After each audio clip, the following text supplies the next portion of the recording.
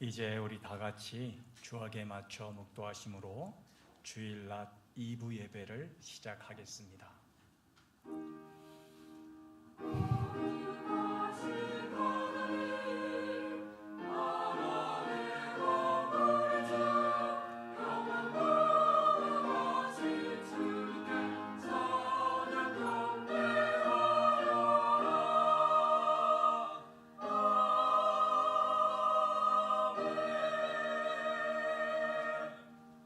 우리가 세상의 영을 받지 아니하고 오직 하나님으로부터 온 영을 받았으니 이는 우리로 하여금 하나님께서 우리에게 은혜로 주신 것들을 알게 하려 하심이라.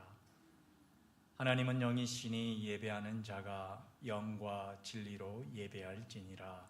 아멘. 하나님께서 우리에게 먼저 찾아와 주셨습니다. 그리고 우리를 구원하시고 하나님의 자녀로 살게 하시며 하나님이 전이 되게 하셨습니다. 그뿐 아니라 날마다 우리로 하나님의 은혜에 살게 하십니다. 오늘도 그 아버지의 은혜를 의지하여 이 자리에 나왔습니다. 아버지, 우리를 만나 주시고 우리의 영을 새롭게 하시며 아버지의 영으로 채워주사 회복되고 새 힘을 얻어 온전히 예배자로 아버지 앞에 나아가게 하여 주시옵소서. 감사하며 예수님의 이름으로 기원합니다. 사도신경 새 번역본으로 우리의 신앙을 함께 고백하겠습니다. 나는 전능하신 아버지 하나님 천지의 창조주를 믿습니다. 나는 그의 유일하신 아들 우리 주 예수 그리스도를 믿습니다. 그는 성령으로 잉태되어 동정녀 마리아에게서 나시고 본디오 빌라도에게 고난을 받아 십자가에 못 박혀 죽으시고 장사된 지 사흘 만에 죽은 자 가운데서 다시 살아나셨으며 하늘에 오르시어 전능하신 아버지 하나님 우편에 앉아 계시다가 거기로부터 살아있는 자와 죽은 자를 심판하러 오십니다. 나는 성령을 믿으며 거룩한 공교회와 성도의 교제와 죄를 용서받는 것과 몸의 부활과 영생을 믿습니다. 아멘. 찬송가 41장을 부르도록 하겠습니다.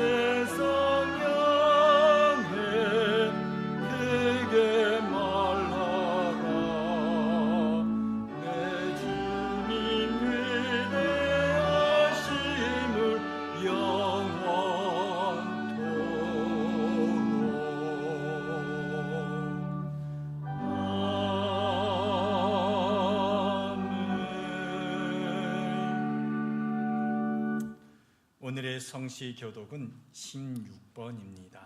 성시교독 16번 시편 28편을 함께 교독하도록 하겠습니다. 여호와여, 내가 주께 부르짖으오니 나의 반석이여 내게 귀를 막지 마소서.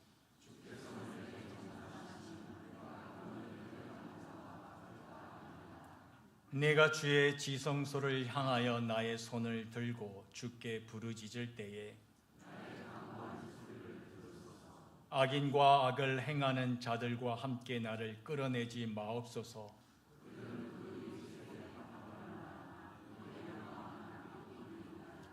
그들은 여호와께서 행하신 일과 손으로 지으신 것을 생각하지 아니하므로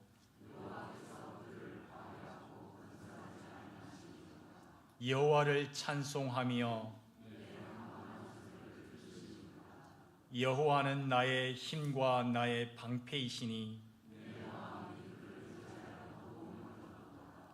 여호와는 그들의 힘이시요 그의 기름 부음 받은 자의 구원의 요새이시로다.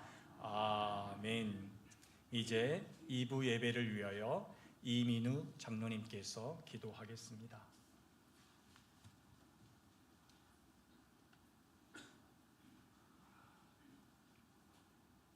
거룩하신 하나님,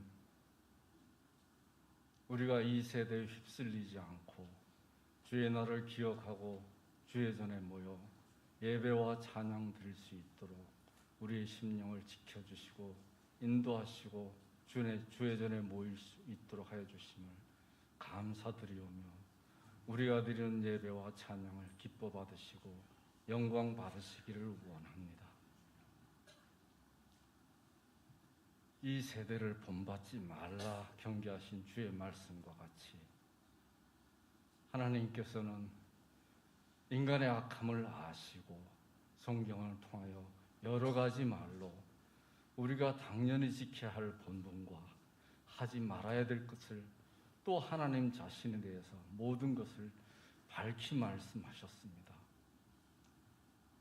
우리가 주의 성경을 읽고 또한 들을 때 우리의 믿음에, 우리의 마음에 주의 은혜가 함께하여 주시옵시사 우리에게 주를 믿는 믿음이 더하여질 수 있도록 하여 주시옵시고 악을 구별할 수 있는 지혜도 더하여 주시옵소서.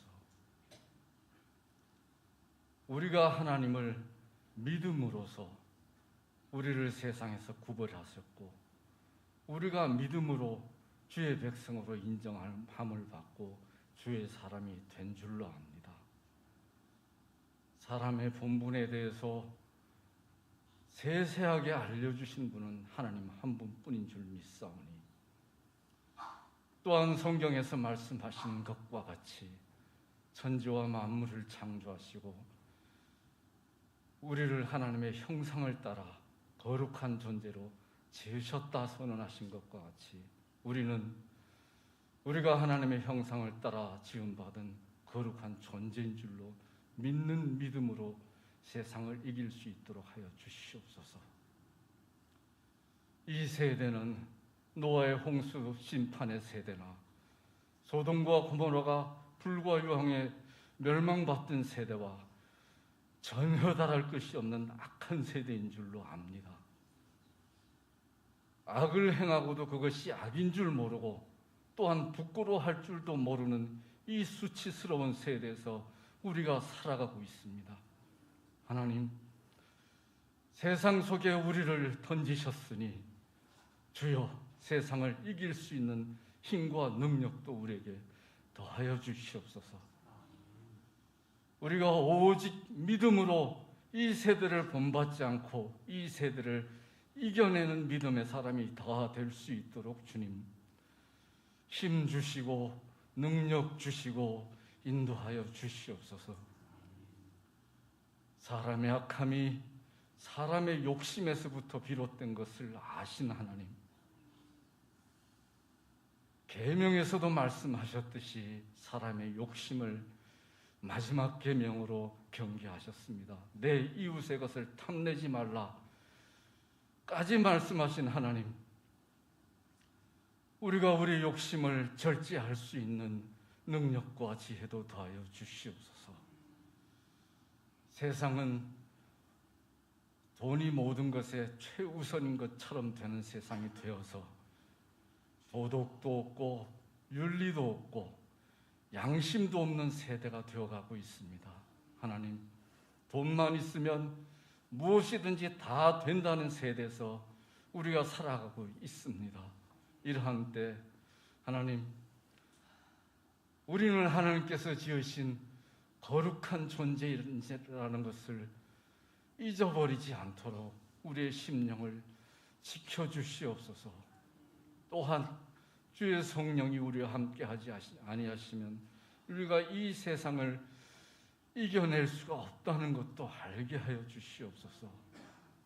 우리가 더욱더 주의 말씀을 사모하며 주께서 말씀하신 진리를 진리로 알고 믿으며 오직 하나님 한 분만이 참 하나님이 되시며 우리를 구원하시는 주가 되신다는 것을 믿는 믿음으로, 비록 우리의 몸은 세상에 살지만 우리가 하나님의 나라를 소망으로 바라보는 믿음으로 세상을 이기게 하여 주시옵소서. 우리가 믿을 때 이길 수 있는 힘뿐만이 아니라 주께서 성경을 통하여 약속하신 그 모든 좋은 것도 우리에게 더하여 주실 줄 믿사오니 우리가 지금 우리에게 주신 은혜를 감사할 줄 알며 또 감사할 때 더 큰 은혜 주시는 하나님이신 줄을 믿는 믿음으로 살아갈 수 있도록 주님 함께하여 주시옵소서.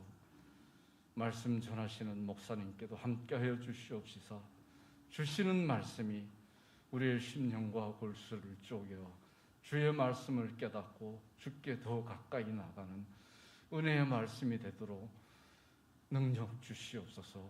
성가로 찬양드리는 성가대회에도 함께하여 주시옵시사 온 마음과 온 정성으로 주께 찬양드리게 하여 주시옵시고 듣는 우리도 그 찬양으로 은혜 받게 하여 주시옵소서. 마치는 시간까지 온전히 주께 우리 자신을 드리는 사한제사를 드릴 수 있도록 지켜주실 줄 믿사오며 예수님의 이름으로 기도드리옵니다.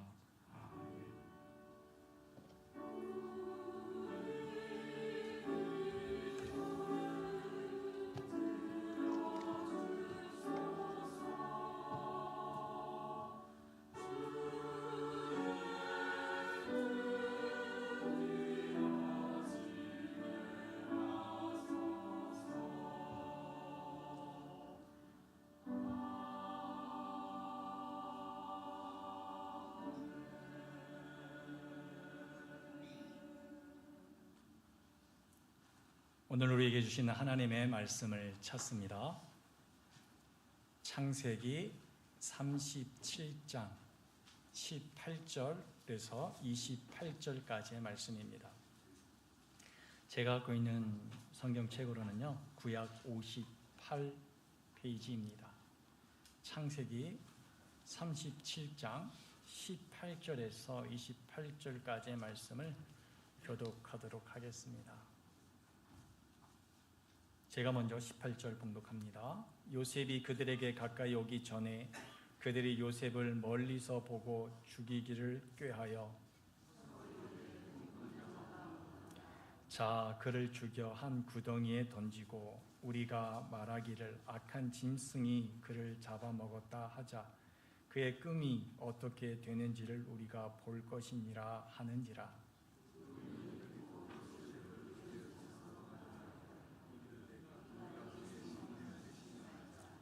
르우벤이 또 그들에게 이르되 피를 흘리지 말라. 그를 광야 그 구덩이에 던지고 손을 그에게 대지 말라 하니 이는 그가 요셉을 그들의 손에서 구출하여 그의 아버지에게로 돌려보내려 함이었더라.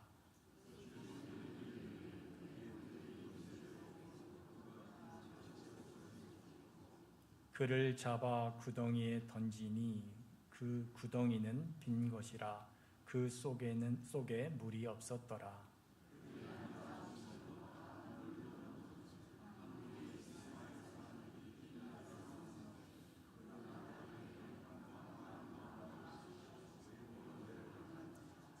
유다가 자기 형제에게 이르되 우리가 우리 동생을 죽이고 그의 피를 덮어둔들 무엇이 유익할까?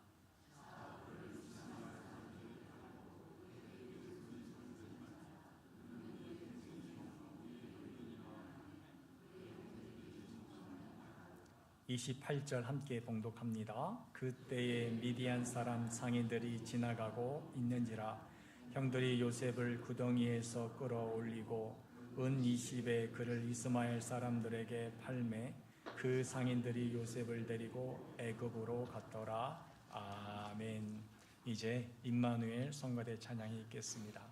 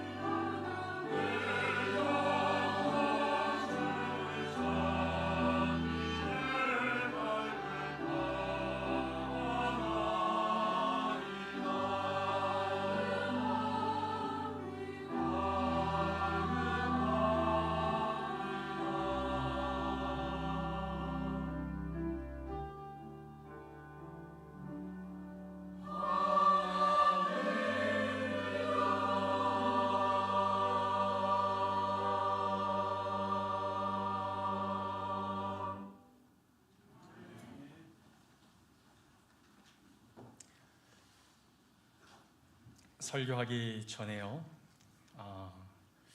담임 목사님이 서야 할 이 자리에 왜 부목사가 이렇게 서 있나라고 궁금해하실 분이 있습니다.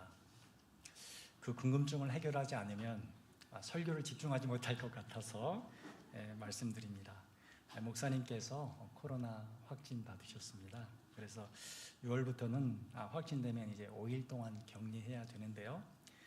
조심한다는 차원에서 격리하고 있습니다. 회복을 위해서 기도해 주시면 감사하겠습니다. 우리 옆에 있는 분들과 인사하겠습니다. 반갑습니다. 네. 지난주인데요. 어느 한 권사님께서 두 분의 손님을 모시고 교회 안으로 들어왔습니다. 어찌된 일이냐라고 제가 여쭙더니 권사님께서 이 두 분이 섬길 교회를 찾는다고 이렇게 말하시길래 권사님과 제가 교회 이곳저곳을 안내해 드렸습니다. 마지막으로 저기 있는 이제 잠옷실을 안내하고 이렇게 나오는데요. 좀 나이가 드신 분께서 옆에 있는 사람이 내 딸이라고 아마 우리 아이가 이제 퇴원을 하면 이 딸과 함께 여기서 예배 드릴 것 같다고 이렇게 말씀을 하셨습니다. 그래서 궁금해서 아니 아이가 어떻게 됐는데요? 이렇게 물었더니 아이가 엄마 뱃속에서 나온 이후로 계속 병원에 있다고 기도해 달라고 이렇게 하시더라고요. 그래서 부족하지만 그러면 제가 여기서 기도해도 되겠습니까? 라고 해서 기도했습니다. 기도가 끝나고 나서 엄마를 보니까 눈물이 글썽글썽 하더라고요. 두 분을 보면서 그 뒷모습을 볼 때, 엄마가 아이와 함께 아픈 것도 그리고 즐거움은 또 이게 함께 누리는 것이 엄마가 누릴 축복인데 그것을 못 누린 거 보면서 참 마음이 안타까웠습니다. 그런데요, 그럼에도 불구하고 낙심과 낙담하지 아니하고 교회를 찾고 또한 하나님 앞에 신앙으로 이겨내려는 그 두 분의 모습을 보면서 그래 참 신앙이 대단한 것이다 라고 생각하는 시간이 되기도 했습니다. 마음 같아서는요, 하나님께서 우리 인생 가운데 정말 이 고통을 없애주시면 좋겠다라고 그렇게 생각하지만 사실 우리 현실 보면 그렇지 않은 것 같습니다. 왜 하나님께서는 그럼 이런 고통을 허락하실까? 사실 성경도 그것에 대해서 정확하게 답을 주지는 않습니다. 그런데요, 이 성경이 일관되게 이야기하는 것이 있습니다. 그것은 무엇이냐면 그리스도인의 고통, 그리고 하나님의 자녀들이 받는 고통은 그 고통으로 끝나지 않는다는 겁니다. 그 고통은 곧 하나님의 소망으로 나아가는 통로가 된다라고 성경은 우리에게 말해주고 있습니다. 오늘은요, 그렇다면 어떻게 하면 우리는 그 고난에서 소망으로 나아갈지 그 과정을 한번 살펴보면서요, 그 비밀을 통해 다시금 우리 모두가 일어서는 성속의 권속들 되기를 간절히 소망합니다. 성경에 고난받는 인물들이 참 많지요. 여러분 알고 있는 인물들을 한번 상상해 보십시오. 그들 거의 대부분이 고난을 받았습니다. 그런데 성경에서 아마 고난받지 않는 고난받은 인물들을 성경에서 뺀다면요, 아마 많은 인물들이 없을 거예요. 아마 이것은 당연한 건지도 모르겠습니다. 왜냐하면 여기에 있는 여러분이 고난을 당하는 것처럼 인생이 곧 고난 자체이기 때문입니다. 오늘은요, 그 고난을 받은 인물 중 요셉을 통해서 하나님의 말씀을 나누려고 합니다. 요셉은 야곱의 11번째 아들입니다. 그는 아버지 야곱에게 참 사랑을 많이 받았어요. 아버지가 채색 옷을 입혀줄 만큼 그는 아버지의 사랑을 독차지했고요.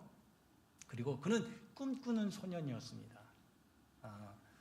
아버지, 부모님과 자기의 형들이 자신을 보고 절할 것이다 라고 꿈을 꾸고 그것을 자랑하고 다녔던 그런 인물인데요. 근데 후에는 정말 이 일이 성취됨을 우리는 성경 끝에서 볼 수가 있습니다. 그런 요셉이 오늘 본문에서는요, 형들에 의해서 죽임을 당하는 순간을 맞게 됩니다. 오늘 우리가 읽었던 그 장면인데요. 한번 18절과 20절 보십시오. 요셉이 그들에게 가까이 오기 전에 그들이 요셉을 멀리서 보고 죽이기를 꾀하여 20절 자 그를 죽여 한 구덩이에 던지고 우리가 말하기를 악한 짐승이 그를 잡아먹었다 하자 그의 꿈이 어떻게 되는지를 우리가 볼 것이니라 하는지라 라고 형들이 이야기를 합니다. 공통점으로 나온 단어가 뭘까요? 죽이다라는 거죠. 참 무서운 말입니다. 왜 형들이 이런 악한 말을 동생에게 하면서 음모를 꾸밀까요?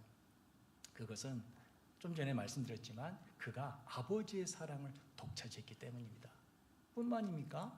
자기는 형들보다 앞서고 형들은 나에게 절할 그런 신하와 같은 존재가 될 것이다 라고 하면서 자랑하고 다녔기 때문에 그런 꼴본 일은 더 이상 보고 싶지가 않았던 것입니다. 그래서 동생임에도 불구하고 그들은 요셉을 죽이려고 지금 음모를 꾸미고 있습니다. 요셉의 입장에서는 사실 청천벽력과 같은 지금 상황입니다. 그런데요, 이렇게 죽을 위협에 처해 있는 요셉에게 반전이 일어납니다. 그것은 무엇이냐? 형, 장남인 르우벤이 그 음모에 반대하기 때문입니다. 21절 보면 그렇게 나와 있죠. 르우벤이 듣고 요셉을 그들의 손에서 구원하려 하여 이르되 우리가 그의 생명을 해치지 말자. 르우벤뿐만 아니라 유다도 동일한 말을 합니다. 한번 보십시오. 27절입니다. 26절 27절입니다. 유다가 자기 형제에게 이르되 우리가 우리 동생을 죽이고 그의 피를 덮어둔들 무엇이 유익할까? 자, 그를 이스마엘 사람들에게 팔고 그에게 우리 손을 대지 말자. 그는 우리의 동생이요 우리의 혈육이니라 하매 그의 형제들이 청종하였더라. 왜 이런 일이 갑자기 일어난 것일까요? 여전히 르우벤과 유다의 마음속에 이 요셉은 미움의 대상이고요. 그를 시기하고 질투하고 있습니다. 그럼에도 불구하고 왜 르우벤과 유다는 요셉을 살리려고 했을까? 여기에 바로 하나님의 백성의 비밀, 하나님 손 안에 있는 그 하나님의 백성의 인생의 비밀이 담겨져 있습니다. 과연 그 비밀이 뭘까요? 여러분들은 뭐라고 생각하십니까? 아마 여러 가지 생각을 할 수 있는데요. 사도 바울은요, 그것을 딱 한 말씀으로 정리를 하고 있습니다. 로마서 8장 28절에 보면 사도 바울은 이렇게 말하고 있습니다. 한번 볼까요? 한번 띄워주시기 바랍니다. 제가 봉독하도록 하겠습니다.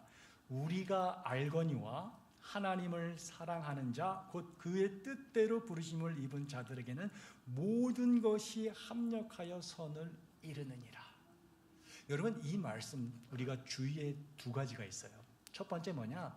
이 말씀은요, 세상에 있는 사람들에게 준 말씀이 아니에요. 누구에게 준 말씀이냐?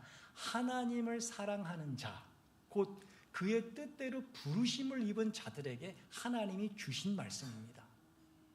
그리고 그 부르심을 받은 자들, 하나님께서는 그들의 인생에서 일어날 수 있는 고난과 축복을 엮어서 어디로 인도한다고요? 선으로 이끄신다라고 오늘 성경은 우리에게 말해주고 있습니다. 과연 하나님께서는 어떻게 우리의 축복과 우리의 고난, 특히 이 고난을 엮어서 고난을 통해 선으로 이끄실까? 상상이 안 될 수도 있는데요. 오늘 요셉의 삶을 통해서 우리는 그 원리를 발견할 수 있습니다. 그 첫 번째 원리가 뭐냐? 바로 하나님은 고난 가운데서 일을 한다입니다. 자, 우리 한번 따라해 보겠습니다. 하나님은 고난 가운데 일을 한다. 네. 어찌 고난하고 하나님의 일하심하고 연결짓기가 조금 어려울 수도 있습니다. 그런데 오늘 야곱의 아들 루벤과 그리고 유다에게 행한 일들을 한번 보십시오. 자, 하나님은요, 루벤을 통해서 야곱을 형들의 음모에서 벗어나게 합니다. 그리고 또 하나는 뭐냐면 유다를 통해서 그를 어디로 보냅니까? 애굽, 이집트로 보냅니다. 어떻게 해서 이런 일들이 일어났을까? 우리는 그냥 우연이겠지라고 생각할 수 있지만요, 성경은 분명히 정확하게 명확하게 말씀을 하고 있습니다. 창세기 39장 1절에서 2절 말씀이에요. 이것을 세번역으로 한번 볼까요? 세번역으로 한번 띄워주시기 바랍니다. 세번역에 보면 이렇게 되어 있습니다. 제가 봉독하도록 하겠습니다. 요셉이 이집트로 끌려갔다. 요셉을 이집트로 끌고 내려간 이스마엘 사람들은 바로의 신하인 경호대장 이집트 사람 보디발에게 요셉을 팔았다. 주님께서 요셉과 함께 계셔서 앞길이 잘 열리도록 그를 돌보셨다라고 성경은 분명히 이야기를 합니다. 여러분 한번 생각해 보십시오. 요셉은 노예입니다. 노예로 끌려가는 거예요. 그에게는 아무런 소망이 없습니다. 그런데 그런 요셉을 보고 성경은 뭐라고 이야기를 하느냐? 주님께서 요셉과 함께 계셔서 앞길이 잘 열리도록 그를 돌보셨다라고 정확하게 말씀하고 있습니다. 루벤과 유다는요, 단지 하나님 일을 할 수 있도록 도구일 뿐임을 성경은 말해주고 있는 것입니다. 제가 예전에요, 어떤 차를 탔는데 깜짝 놀랐습니다. 뭘 보고 깜짝 놀랐냐면요, 그 차가 후진을 하는데 저는 후방 카메라 있는 차만 탔었거든요. 그런데 그 차는 사방이 다 보이는 겁니다. 꼭 위에서 그 차를 바라보는 것처럼 앞뒤 옆에도 보이는 거예요. 야, 그 차 보고 놀랐습니다. 그 장면을 보면서 저는 하나의 깨달음을 얻었습니다. 그 깨달음이 뭐냐 하면요, 아, 사람의 관점과 하나님의 관점이 이렇게 다를 수 있구나라는 것입니다. 여러분, 사람의 관점은요, 어떻게 하면 후방에 장애물 없이 잘 주차할 수 있을까? 얼마나 더 정밀하게 혹은 깨끗하게 후방을 볼 수 있을까 정도로 생각하지만요, 하나님은 그런 게 아니에요.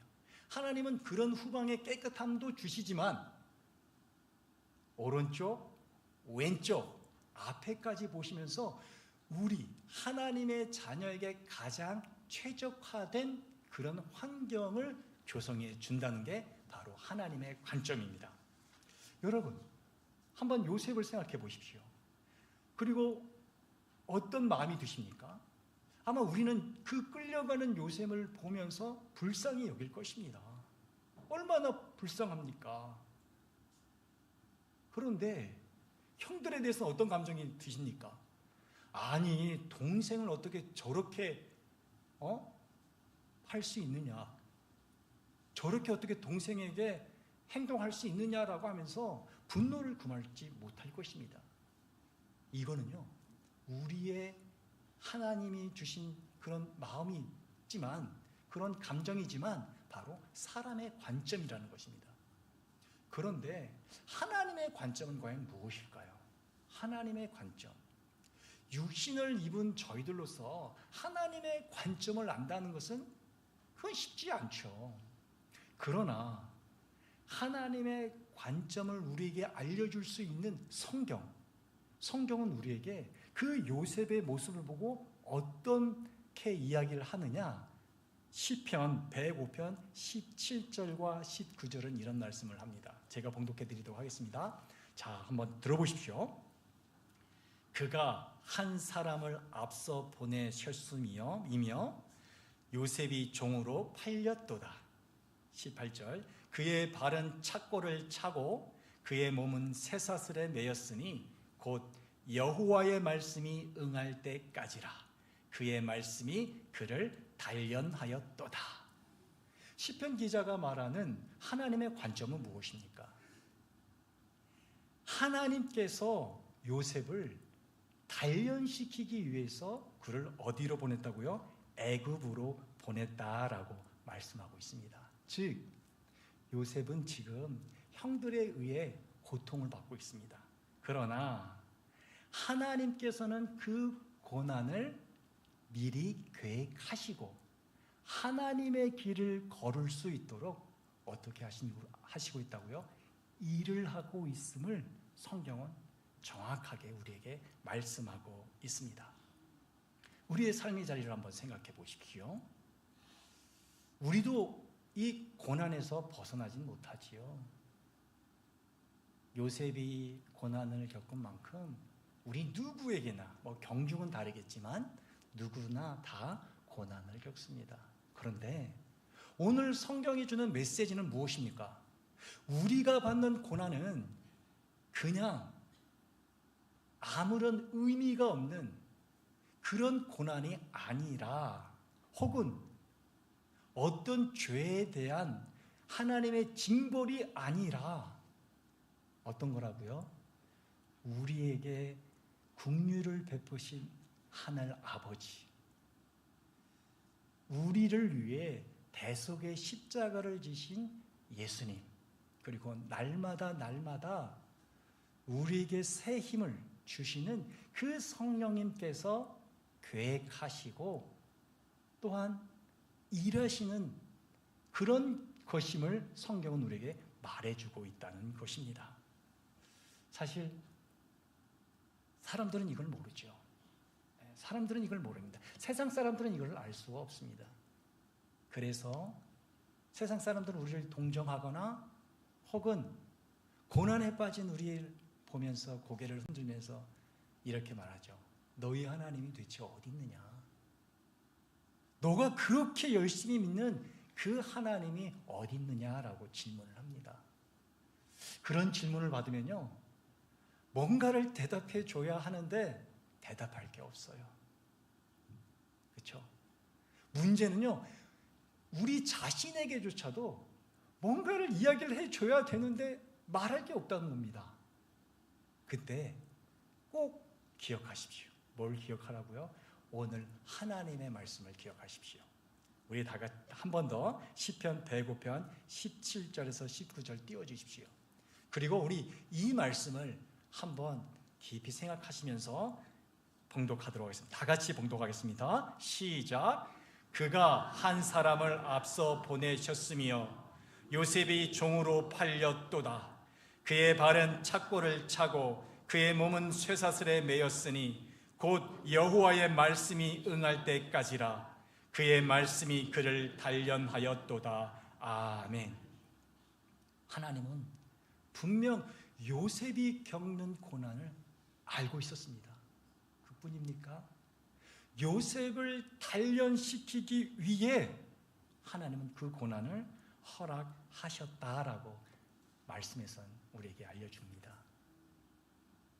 요셉을 한번 생각해 보십시오. 상상해 보십시오. 아무것도 모르는데 여기에 나와 있는 것처럼 발은 착고를 차고 몸은 쇠사슬에 매여서 끌려가고 있는 요셉. 도저히 인간의 관점으로는 이해할 수가 없습니다.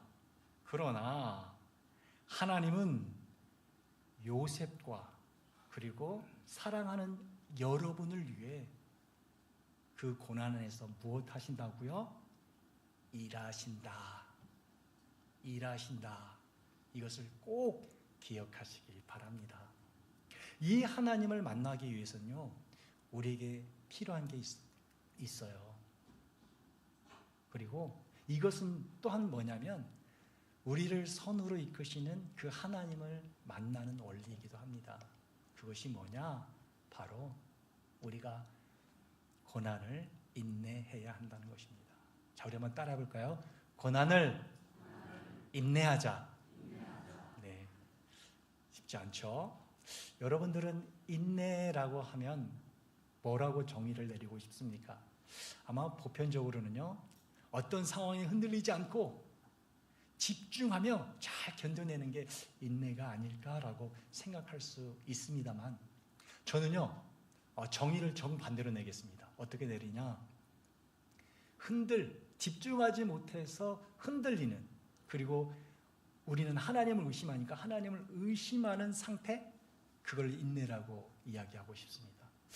아니, 인내와 의심이 무슨 상관이 있냐라고, 무슨 관계가 있냐라고 생각하시는 분도 계시지만요, 한번 예수님께서 하신 말씀을 기억해 보십시오. 예수님께서 십자가 위에서 이런 말씀을 했습니다. 엘리 엘리 라마 사박다니, 나의 하나님 어찌하여 나를 버리시나이까. 여러분, 이거는 사실 예수님께서 하나님을 의심하고 있습니다. 의심입니다. 하나님, 그렇게 저를 도와주셨는데 왜 이 십자가에서 위에서는 저를 도와주시지 않으십니까? 라고 지금 의심하고 있습니다. 만약 예수님께서 이 의심을 견뎌내지 못한다면요, 아마 그의 사역은 여기서 끝이 날지도 모릅니다. 그런데 우리가 이 예수님의 말씀을 접근할 때 꼭 유의해야 될 게 있습니다. 그것은 무엇이냐? 예수님께서는 지금 십자가에서 후회의 독백을 하고 있는 것이 아니라 바로 하나님에게 기도하고 있다라는 것을 알아야 합니다. 정말 절규하면서 기도하고 계신 거죠. 이런 모습은요, 이런 예수님의 모습은 고난을 견뎌야 하는 우리에게 큰 위로가 됩니다. 우리도 고난을 처할 때마다 하나님을 의심하고 우리 신앙이 흔들릴 수 있습니다. 그럴 때마다 우리는 예수님의 기도처럼 어떻게 해요? 우리 자신의 연약함을 부정하는 것이 아니라요, 인정하고, 그리고 하나님 앞에 예수님처럼 절규하면서 기도하는 것입니다. 그때 예수님이 그 의심의 기도를 통해서 그 고난을 이기신 것처럼 우리 또한 이 연약함 가운데 고난을 인내할 수 있음을 성경은 우리에게 말해주고 있습니다. 요셉의 인내를 한번 볼까요? 요셉의 인내를 한번 보십시오. 아까 읽었던 시편 105편 19절 말씀인데요, 제가 다시 한번 봉독하겠습니다. 곧 여호와의 말씀이 응할 때까지라 그의 말씀이 그를 단련하였도다. 네, 여러분, 인내 없이는요 단련받을 수가 없습니다. 그렇죠. 그런데요, 하나님이 요셉에게 원하는 것은 완전한 인내가 아닙니다. 완전한 인내가 아니라 흔들리고 자책하고 의심하더라도 말씀 안에서 인내하는 것입니다. 말씀 안에서 인내하는 것입니다. 혹시 여러분, 후회와 흔들림 때문에 지금 인내하는 것을 포기하려 하십니까? 그렇다면 예수님처럼 기도하십시오. 또한 우리 요셉처럼 단련을 받으십시오. 분명히 여호와의 말씀이 응할 때, 그때 우리는 고난을 벗어나 승리의 은혜를 경험할 줄 믿습니다. 말씀을 맺도록 하겠습니다. 말씀을 준비하면서요, 하나님 안에서 그리스도가 된 것, 하나님의 자녀가 된 것 참 감사했습니다. 무엇이 감사할까 곰곰이 생각했는데, 그냥 지금까지 내 인생이 잘 풀렸구나, 이런 감사가 아니에요. 그런 감사가 아니라 어렵고 힘들 때, 우리가 흔히 고난 받을 때에 주님의 뜻이 그 안에 있었구나, 주님의 뜻이 그 안에 있었구나, 그리고 제가 그 고난을 이겨낼 수 있도록 힘을 주시는 분이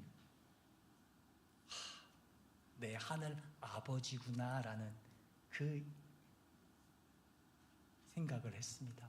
그래서 그때 딱 떠오른 말씀이 있었습니다. 그 말씀이 뭐냐면 바로 빌립보서 4장 4절 말씀입니다. 아마 다 아는 말씀일 겁니다. 주 안에서 항상 기뻐하라. 내가 다시 말하노니 기뻐하라. 이해가 됐어요. 왜 감옥에 있는 바울이 그렇게 기뻐하라고 외쳤을까? 고난받는 바울이 왜 항상 기뻐하라고, 내가 기뻐하라, 다시 말하니 기뻐하라고 이렇게 반복하면서 강조했을까? 왜냐하면 우리가 어렵고 힘들 때 그 안에서 일을 하시는 하나님이 있기 때문에, 우리는 이겨낼 수 있을 수 있는 하나님의 자녀의 능력을 갖고 살아가기 때문에 그런 생각을 했습니다. 여러분, 지금 많이 힘들죠? 아마 누구에게도 말하지 못하겠지만 힘든 마음이 우리 안에 다 있습니다. 그럴 때 오늘 말씀을 꼭 기억하십시오. 하나님은 그 안에서 일을 하십니다. 그리고 또 하나는 뭐냐? 인내할 수 있도록 하나님이 힘을 주신다는 겁니다. 힘을. 이 하나님의 말씀, 약속의 말씀을 붙잡고 우리 모두가 다 고난에서 소망으로 나아가기를 간절히 바랍니다. 기도하겠습니다. 우리의 삶의 고난 가운데 하나님의 뜻이 있음을 알게 하시니 감사합니다. 그 뜻이 이루어질 때까지 인내할 수 있는 힘을 주시고 우리의 고난 안에서 하나님의 영광 보기를 소망하는 자리까지 나아가게 하소서. 예수님의 이름으로 기도합니다. 아멘. 찬송가 449장 부르시면서 준비하신 예물을 드리도록 하겠습니다.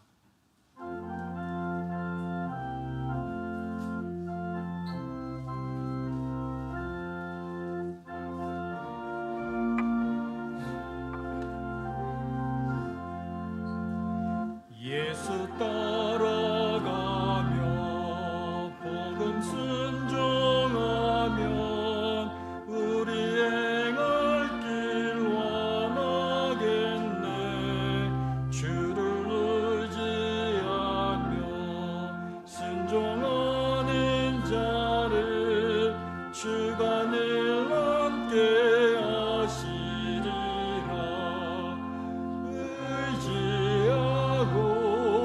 순종하는 길은 예수 안에 즐겁고 복된 길이로다. 해를 당하거나 우리 고생할 때 주가 위로해 주시겠네. 주를 순종하는 자를 주가 위해 주시리라. 의지하고 순종하는 길은 예수 안에 즐겁고 복된 길이로다. 남의 짐을 지고 슬픔 위로하면 주가 상급을 주시겠네. 주를 의지하며 순종하는 자를 항상 복 내려 주시리라. 의지하고 순종하는 예수 안에 즐겁고 복된 길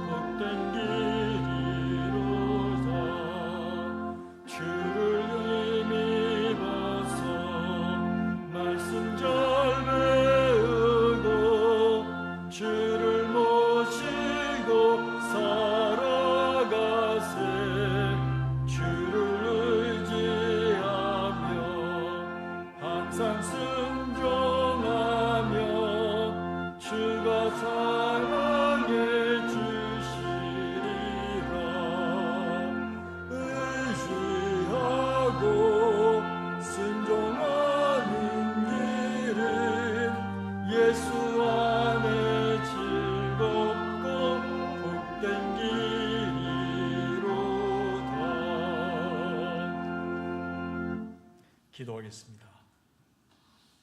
오늘 예배를 통해 하나님의 뜻을 알게 하시고 견딜 수 있는 힘을 주셔서 감사합니다. 낙심하고 흔들릴 때마다 예수님의 십자가 기도를 생각나게 하시고 예수님처럼 우리도 기도함으로 모든 어려움을 이길 수 있도록 기도의 힘을 더하여 주옵소서. 또한 힘들어하고 슬퍼하는 형제 자매와 짐을 나누고 함께 울 수 있는 성석교회가 되게 하시어 고난 가운데서도 하나님의 사랑이 날마다 깊어지는 성석교회 되게 하여 주시옵소서. 오늘도 하나님께 정성으로 여러 가지 예물을 올렸습니다. 우리가 가진 모든 것은 우리의 것이 아니라 주님께서 허락하여 받은 것임을 이 시간 기억하며 더욱 하나님의 인도하심과 일하심을 믿고 그 믿음으로 나아가는 저희가 되게 하여 주시옵소서. 11조와 감사, 선교의 예물을 낸 종들을 하나님께서 기억하셔서 그 일터와 생업을 지켜주시며 수고하는 모든 것이 헛되지 않도록 주님께서 은혜를 부어 주옵소서. 예물과 함께 간절한 마음을 드린 영혼을 기억하사 그들의 소원을 들어주시며 늘 하나님께 영광 돌리는 인생이 되게 하여 주시옵소서. 지금은 우리 주 예수 그리스도의 은혜와 아버지 하나님의 크신 사랑과 성령님의 충만하심과 깊은 교제하심이 고난에 처할 때마다 하나님께서 일하심을 믿고 또한 하나님께서 인내할 수 있는 힘을 주실 것을 확신하며 날마다 고난에서 소망으로 나아가기를 결심하고 결단하는 우리 성석의 가족들과 그 일터 그리고 하는 모든 일 가운데 영원토록 함께하여 주시기를 간절히 축원하옵나이다.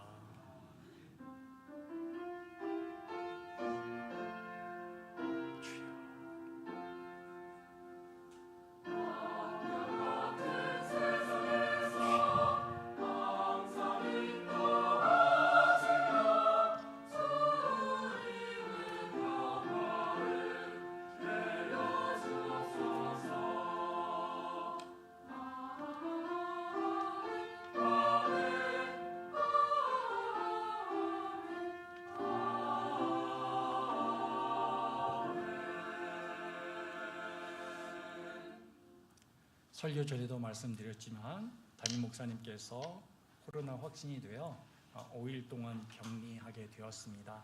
담임 목사님 회복을 위해서 기도해 주시기 바랍니다. 오늘은 성령 강림 주일 후 첫째 주일입니다. 항상 성령님의 인도하심과 보호하심 속에서 살아가시기를 간절히 소망하며 또한 그렇게 기도하시기 바랍니다. 오늘 목사님이 나오지 못해서 정기 재직회는 다음 주 2부 예배 후로 연기되었습니다. 그리고 성경 리콜을 하기로 했습니다. 성경 표지를 바꾸기 원하시는 분은 목회 행정실로 신청해 주시기 바랍니다. 6월 18일이 신청 마감일입니다. 그 이하의 성경 알림은 주보를 참조해 주시기 바랍니다. 이것으로 주일 예배를 마치도록 하겠습니다.